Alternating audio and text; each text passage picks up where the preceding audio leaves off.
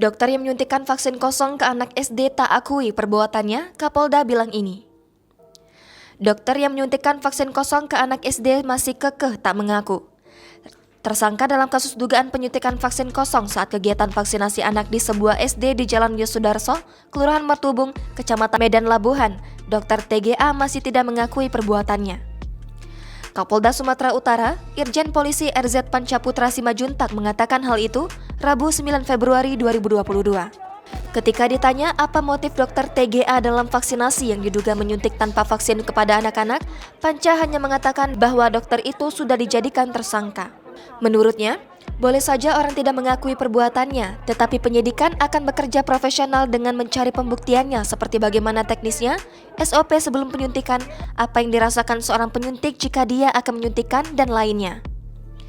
Diberitakan sebelumnya, dugaan penyuntikan tanpa vaksin saat vaksinasi di SD di Jalan Yosudarso itu setelah video yang memperlihatkan proses penyuntikan itu viral di media sosial.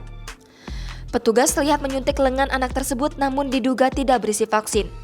Polisi menyebut bahwa suntikan yang digunakan tersangka Dr. TGA saat menyuntik itu tidak berbeda dengan suntikan yang tidak ada isinya. Polisi juga sudah mengaudit jumlah vaksin yang digunakan. Saat itu, jumlah vaksin yang diserahkan untuk 2 tim sebanyak 500 dosis. Dalam kegiatan itu, capaiannya 460 orang.